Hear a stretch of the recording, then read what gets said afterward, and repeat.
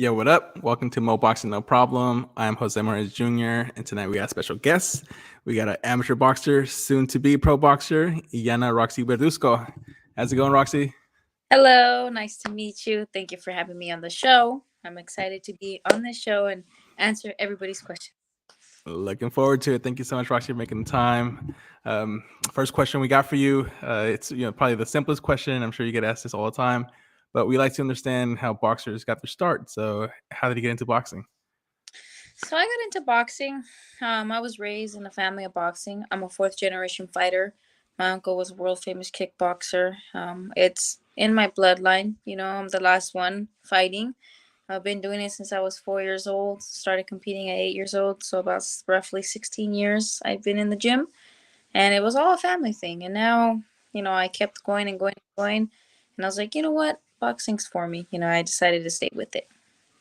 Nice. And for those that don't know, can you shout out the name of the gym you train out of, and what's the atmosphere at that gym? So I train at a wild card, and I also forge fitness with my strength and conditioning with Coach Andy, and then wild card with my mother, Gloria Alvarado. She is my trainer and my mother as well. And the atmosphere, very bright. Everyone's working hard. Everyone's training. Either they have a fight coming up or they're doing something very important. So everyone's always working hard in the gym. And that's what I like about it. It keeps me focused and keeps me going instead of being in a gym where, everyone's goofing around. Like there's serious boxers at Wildcard. Yeah, and I've seen some of your training clips. I've seen you training with Yokai Valle and also Kid Kansas. How is it having them as kind of a resource for you to gain experience with? That's what I love about it. Since my mom trains both of them, it's very good atmosphere because they're both training hard. One's a world champion.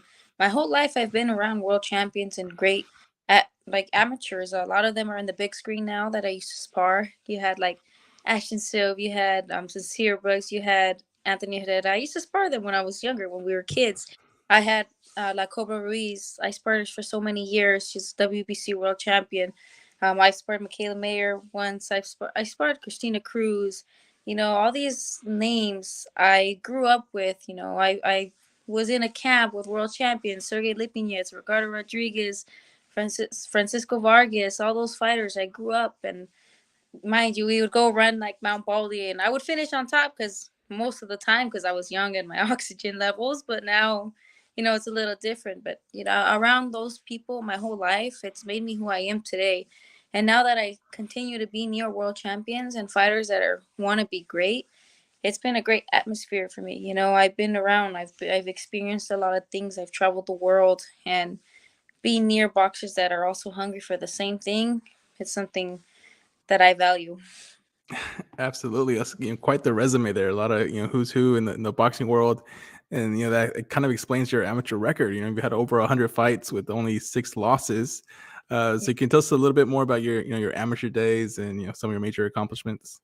I always will miss my amateur days. I have 107 fights, 101 wins, 6 losses, 3 international gold medals. One of them being a youth world championship gold medal. I have 21 time national champion. I've been around the country, around the world. I've experienced a lot of things, been to a lot of tournaments, a lot of places, met a lot of people. And my resume, speaks for itself. I'm not being cocky. I'm just being confident in myself. I've been whole life, and it's something that I'm proud of. Yeah. And then I love your nickname, Right Hook Roxy. What's the backstory for that? Who gave you the nickname? So Right Hook Roxy comes around when I was like 11 years old. My mom would hear people say, "Throw the right hook, Roxy." Mind you, I'm a lefty. I'm a southpaw, so that's why I have a right hook. And a lot of times they're like, "Right hook, Roxy, right hook." And my mom one day she was like, "You know what? That actually makes sense. We're gonna call you Right Hook Roxy, and it's catchy. My name's Roxy, so it rhymes good. A lot Yeah. of people sometimes, oh, watch out for her right hook. I got my straight left, but I love the name. It's everyone remembers me as that. So That's awesome. Yeah, good point. Like you got another weapon besides the right hook. So if they're just yeah, expecting that one thing, they're in for another surprise. another 3 punches. And you'll be making your pro debut soon. Are you excited to continue your boxing journey this time as a pro? Yes. It's completely different, no headgear, different rounds, different things. I'm very excited about it. I've been anxious. I've been waiting and itching to fight. I recently was supposed to fight on the Broner card, but unfortunately the whole card fell off due to an injury in the main event. So, I was really excited to show my fans and my people that I was ready to get in the ring as a professional fighter, and unfortunately things didn't go my way. But, I'm still here. I'm still grateful that I'm still going to get the opportunity to fight soon. So I want to show everybody, how it's going to be in the pros for me. I want them to see how I'm going to do, and it'll be soon. Absolutely. We got a comment here from Josh the Youngster. It says, Saludos, Roxy. Hello, Josh. Saludos. Saludos, Josh. Thanks for tuning in. So my next question for you, Roxy, we've, like you said, we've heard recently that the whole Adrian Broner card got, postponed. Are you still planning to make your pro debut on that card, or are you gonna look for a different fight card, maybe? I actually wanted to have my pro debut in the next 3 months. I'm having something else going on, which you guys will soon see on my Instagram and stuff. So I'm making an announcement soon of this thing I'm going to be doing for the next 3-4 months, and after that, I plan on having my pro debut. So right now, I'm kind of being quiet a little bit. You guys will see it. It will be announced. But not. I will not be fighting on this Broner card. I was supposed to fight this time, but it's postponed to April, and I have some things going on. So I will be explaining that later on. I can't say too much, but I got understand. summertime as a professional boxer. Yeah, we're looking forward to when the time is right to hear the news. Another comment here from Seneca Talk. My boy TJ says, "Yo, what up, Jose and Roxy? Hello, how are you? What up? What up?" And then, when you come back, will you still target Jessica Emrick as an opponent, or is you going to be looking at the whole different direction? Honestly, it just depends on where I'm fighting and who I'm fighting. Mind you, I'm not signed with anybody. I don't have a contract with anybody. So they bring me a different opponent. They bring me a different opponent. She was a good opportunity. She's undefeated, 1-0, 1-0 or 1-1. She never lost a fight, so that was good for me. Somebody that's tough, and also she's from here too. She knows how the game works, so it would have been a good fight. But if I have to fight somebody else, I fight somebody else. I'm not gonna complain, but it is what it is. Yeah, absolutely. And then, how do people react the first time they find out you're a boxer? It's funny. My whole life, I used to meet people in public, and I would never tell them I box. I don't know why I was embarrassed about it when I was a kid. I just because it was something that not many girls did. So a lot of times people would be like, "Oh, what do you do for a living?" "Oh, just personal trainer." "Oh, for what?" "Oh, boxing." "Oh, so you box?" Yeah, like I would hide it a lot. A lot of people Uh-huh. are surprised. I go into the street in public, and now I say I'm a boxer. People come up, "Oh, what do you do?" "I'm a boxer." "What? You're a boxer? You don't look like a boxer." I was like, "Well, how am I supposed to look?" What am I supposed to look? They're like, "Oh, you guys usually look like more mean and more like guys." And I was like, what? I was like, I guess. But, everyone has assumes how a boxer's supposed to be. But a lot of times they are surprised that I'm a boxer. 100% of the time. I figured, and yeah, you can just point to any one of the 7 undisputed champions we have right now in women's boxing, because they, all don't fit like a certain look, a certain stereotype. Pretty, they're all gorgeous. They're not supposed to look like a certain way they want us to look, Yeah, want us to look yeah. mean and stuff, and I Hmm. guess. Yeah. And then, of all the places you've visited because of boxing, which has been your favorite and why? Um, Visited for boxing, I would say Costa Rica. I didn't go to fight, but I seen Yocasta fight when Oh, I was, nice. and man, it was beautiful. I'm a tropical person. That's what I prefer. And it was very beautiful there, something that I definitely gonna go back to. Tropical is my thing, and the trees, everything, the animals, the trees have life, fruits, like everything about it. People are nice over there. That's one of my favorite places I visited. For me competing, I would probably say, hmm, honestly, I can't give you one because every time I was at a tournament for out the country, I was always like making weight and always making it to the finals. So I never really Mhm. like could enjoy it like everybody else. week. I was always training and going in the hotel running. I never had the chance to really explore the country. So every time I go to these countries, they're like, wow, that's so cool. It's cool, but I stood in the hotel in the arena. I didn't really get to go out. Yeah, no, it happens. Enough sometimes for work I travel too, and I'm like, oh, I'm in Chicago, and people are like, oh, you're in Chicago, but it's like you're there working. You don't have time to do touristy things. So Perhaps you got it through the window through an Uber, but that's about yeah, it. totally get that. And do you have a dream opponent in mind in the future for you as a pro boxer? Oh, that'd be hard because a lot of them I feel might retire when I'm already up Gotcha. there. But one of the people I like that would be so cool to fight would probably be one of the Serrano sisters. One of them that would be pretty cool to fight one of them because they're up there, and they're Hmm. really good fighters. So that would be fun. Um, if God willing, it'll happen. Yeah, and now switching gears from fighters to now venues, what would be your dream venue you would want to headline one day? Hmm. I would say Madison Square Garden. Nice. And then obviously here in LA, this crypto arena, I call it Staples Center. It's The yeah, it's gonna be a staple center for Staples for everybody. Yeah. crypto arena. The Staples Center out here. And then, what would you say is your ultimate goals that you want to accomplish in the sport of boxing? My ultimate goals here, is build more doors, open more doors for these women in boxing. A lot of them already done it for me coming up. A lot of these pioneers of boxing, these great women back in the day, they proved to men that, women can do anything. And I just want to open more doors for women, be a role model to a lot of kids, become undisputed world champion, of course. Try to get the undefeated record, try to get all my belts, collect all my belts, and then, pioneer, mentor other women as well. Because I respect the ones that have been there. I respect the past, and now it's our time, and that's something I plan on doing. And then maybe have a UFC fight or something. You Oh, never, cool. you never know. Get All on right, my jump into UFC a few fights and call it a career. that would be awesome. Two sports, Hmm. quite the legacy you leave behind. Yep. And Roxy, do you find it challenging to get good sparring? Do you have to at times spar male fighters? Um, back then it was very difficult to find women sparring because I was kind of one of the only girls. There was a few girls here and there, like Kevin Garcia. That was one girl I used to spar a lot when we were younger. But I would always spar the guys, like I said earlier. I had Ashton, Sincere, Anthony Herrera, like all these fighters I used to spar, all these boys I used to spar because we were the same weight. But now that they're older, obviously it's a little different, or they have man strength now, so it's completely different. I work with guys here and there, but now and then I started sparring Cobra. She's a world Hmm. champion.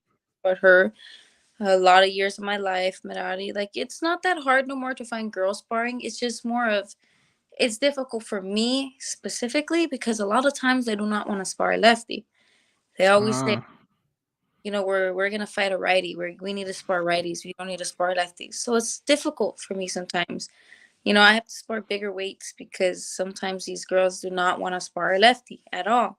But when they need to spar a lefty, they go and call me, So it's difficult being a lefty, has its pros and its cons because a lot of times, again, they don't want to spar lefties. They're not planning to fight a lefty, so they don't bother to spar with me because they're going to get used to sparring a lefty that when they fight a righty, it's going to be completely different. So, it has its pros and cons. yeah, good point. I hadn't even thought about the fact you're a lefty being a challenge. Very good point. Hmm. Um, and then, how do you prepare for fights, Roxy? Do you watch a lot of tape on your opponent, or do you kind of leave that up to your mom, your coach, and you focus on you? Well, it's always good for a fighter to look at it themselves. You can hear so much from a coach, but if you visually look at it, it's completely different. I try not to like drown myself into them because then I'll let it get to my head. Or people let it get to their head. I personally don't. I watch it here and there, learn a few things each time I watch it. Okay, I could do this. I could do this. This is how I can do it.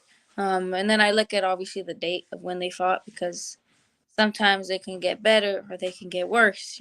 So it's all depends on the when they had fought that fight with. It could be 7 years ago. Obviously they're better than 7 years ago. So I always look at all the details and stuff. I'll watch it with my coach as well, and figure. Sorry, excuse me, and figure out, like what's something we need to work on for this camp. Say she keeps this hand down. Okay, I'm gonna throw my straight left. Let's practice that in the gym. What we see in that fight, we'll try to practice it and implement it in my training. Nice. And then since you started boxing, have you had any injuries? And if yes, what's been kind of like the worst one? So it's funny. I've never actually had an injury from boxing ever. I might have had like a bloody nose or my wrist was hurting a little bit, but nothing crazy. I've only broken my fingers through with my two middle fingers, ironically. One with the door, the other door, and then I broke fractured my toe when I was doing track and field in high school.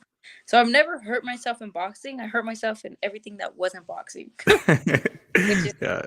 I don't get Yeah. it. There you go. See, yeah, it wasn't boxing; it was just life. Life hit me. Mm-hmm. And then talk about hits. Who has been the hardest puncher you've been in the ring with, either in sparring or in one of your fights? Um, Probably Cobra. You know, Cobra. the Cobra. She hits hard.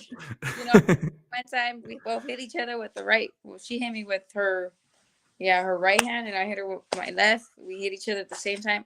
She hits hard. She's one of the harder hitters. I got hit, and Maricela Cornejo as well. I spurred her. Not to forget her. She hits hard too. There's a lot of women that hit hard, and you're like, oh, okay, you hit hard. I would say between those two were the hardest hitters I've gotten hit by. Yeah, they definitely hit hard. Mm-hmm. Another comment here. It's time from AG Pekka's 1980. Says Roxy, future world champion. Yes, Absolutely. sir. No. Yeah, that's the goal. And then my next question for you, Roxy. Who was your favorite boxer growing up? Favorite boxer? I would probably say, actually, like Arturo Gatti and Andre Ward. I used to like those wars. The older generation, and then like newer, kind of old, Rigondeaux and Lomachenko, again, because lefties and their footwork. I looked up to how their footwork was. Lomachenko, lefty. I like to look at lefty fighters because, you learn off of them. Yeah. Compared to learning off a righty, which I can learn a few things, a few movements, but when you're looking at a lefty, it's the exact same thing. So you're like, okay, I can try this or this as a lefty. The angles are different. So yeah, I like those fighters. Yeah, great names, and like you said, they all have like the skills that you can kind of take something away from. Yes, I can't necessarily say I have a favorite because every boxer, I look at a different thing they do good, and I try to combine all these fighters and make my own style in a sense. Yeah, no, makes perfect sense. Mm. And then bringing it now to present day, in your opinion, who's the number one pound for pound fighter among active boxers, male and female? Number one pound for pound right now, I would say Serrano's one of them. Male, that's kind of hard because you got different weight classes, but right now, I don't know if he's gonna retire, but Canelo obviously is a pound for pound. I don't know if he's gonna retire or not. I haven't heard no news from him. So that's the two fighters that I'd say are pound for pound right now. Yeah, no, both of them have quite the resume, multiple weight classes and champions, so can't go Yeah. wrong there. And Roxy, do you watch a lot of pro boxing fights? A lot of people, I do, and then I don't. When sometimes there's times, I've been doing this for a lot of years, a lot of years. Sometimes I'm like, I want to take a little break from boxing. Can I I'm in the gym all the time. I'm watching all these videos of these fighters. Sometimes I like to just go home and like tune myself out of boxing, just to get a breather and stuff. But I do watch boxing. I watch different fights. I like to watch older fights too on YouTube, things like that. But sometimes, I need a little clear my mind a little from boxing. Yeah, yeah. Sometimes I do, sometimes I don't. And I know this year there's a lot of big fights. They confirmed the rumor. We got Benavides versus Plants. We got Tank Davis versus Ryan Garcia. Katie Taylor Serrano too. Devin Haney, Lomachenko. Which fight? And it could be even ones that I didn't name. Are you most looking forward to? Caleb Plant, Benavides. That's the one I Yeah, do. You know, that's the fight. the in between. You know, you got Benavides. He's like a warrior over here, like and then you got Caleb Klein. He's his IQ. He's very sharp, very smart. So in that fight, I'm really excited to watch. You know, and I kind of admire Caleb Plant. You know, with all the things he's been through. You know his daughter, things like that. I look up to him. He's very humble. I've met him in person. You know, very nice, very kind. Him and his wife, you know, they're very beautiful people. You know, and I look up to them outside of the ring. So you know, to see him fight, I'm really excited to see him fight, you know. And Benavides' dad, he's really nice. You know, like I've met the two, so it's kind of like, oh, I'm excited to see them in the ring together. Yeah, it's two different styles, and it's 50-50 fight. So fans are in for a treat. I personally want to see it because Benavides hasn't been in with a fighter like Plant, but also Plant hasn't been in with a puncher like Benavides. So yeah, Yeah, kind of it's like, good. oh, it'll get me off the edge of my seat. I'm just gonna be watching. I wish I could watch it in person. Right, absolutely. Live comment here from Tupac 13 says, "Saludos, Roxy." Hello, saludos. Tupac, he's based in San Diego, so he's also another SoCal person. I was just in San Diego the other day. Nice, nice. And that's one of the questions that I have for you, Roxy. You're obviously based in Los Angeles. That's born and raised in SoCal. What do your SoCal roots mean to you? Dang, what they mean to me. You know, a lot of people talk crap about LA. Oh, LA this, LA that. But to me, it's my home. It means a lot. A lot of warriors came out of here. You know, a lot of superstars came out of LA, born and raised here, superstars. I'm not talking people that moved from somewhere and then moved to LA. That's like Hollywood, you know? Uh-huh. Um, a lot of like great athletes that came out of LA. And I want to add to that. You know, I want to be one of the greats here in Los Angeles. My roots mean a lot. I've seen so many things here in LA. You know, you see things, you learn things, you become wiser. And it means a lot, you know, to say I'm from the city of angels. Hmm. Yeah, absolutely. I'm from the San Francisco Bay Area, and of course, we had the Giants Dodgers rivalry. But as I gotten older, Go I've, Dodgers. I've learned to appreciate Los Angeles. It's funny because I think last year I made it to Los Angeles more times than I did to San Francisco, which was pretty interesting. A lot of cool things, in the City of Angels. Hmm. Next question I got for you, Roxy. What do you like to do outside of boxing? What are some of your interests and hobbies? So outside of boxing, I like reading, I like writing, listening to music. I ride a motorcycle too. That's something I like to do on my free time. A lot of people think I'm crazy for that, but don't you think I'm crazy? I box too, you know? So I guess it just adds to my craziness.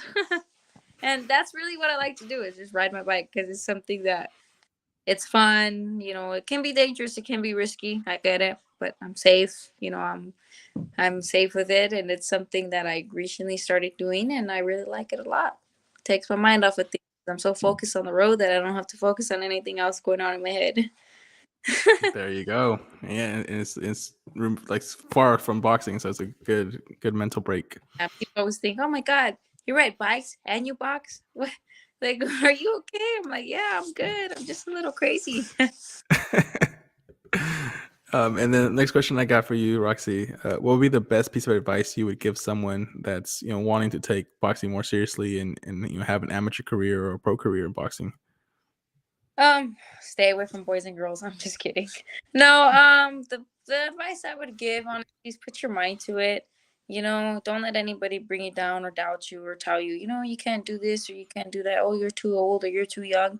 Don't listen to them because they're not the ones in your shoes. You know what you can do, and when you're training, working hard, know that you know what you can do and what you can't. Meaning, like, if you're not training hard in the gym and you want to be pro, you know what it takes. You know, you got to push yourself and you can't just, oh, I'm going to do this. You can't slack off because once you slack off and you take a long break, you know, it's hard to get back. For me, I took a 2-year break because of COVID and things, and it was hard to get back. As the older you get, the harder it gets. So, you know, you got to really push yourself and put your mind to it, focus on it.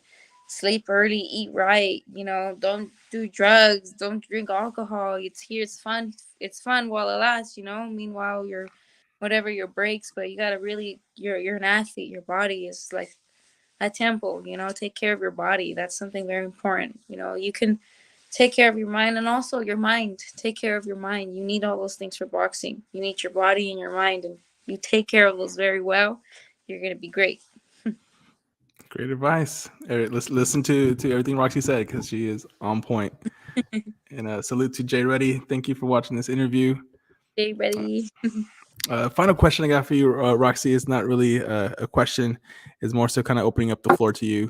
What's a message you want to send to your fans and supporters that are watching this interview? Well, for my fans and supporters that are watching, you know, I thank you guys for watching since the very beginning. A lot of them have known me since I was a kid, you know, a little girl, and they've watched me grow up in this sport.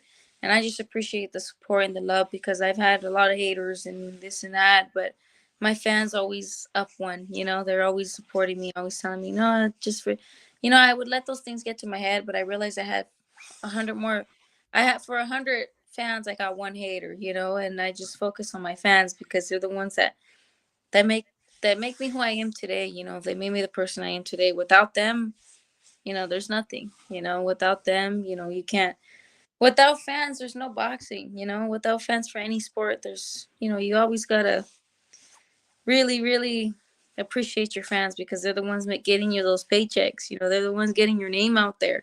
They're the ones getting you paid at the end of the day. You know, so I just appreciate them and I thank you guys for your support. Absolutely. We got RJC says no hate on the chat room. You know, fire emojis. So No, nothing but love from people in the chat. Thank you, Little to Live Chat, for showing us love. And Roxy, thank you for the time. You know, it was a pleasure to get to interview you and learn a little bit more about your boxing career. We're looking forward to you sharing the news on what you got, kind of in the works and making your pro debut soon. Thank you. Thank you for having me. I appreciate everybody. Have a good night and have a good rest of the week. Thanks, Roxy. Have a good night. Bye bye. All right. Bye.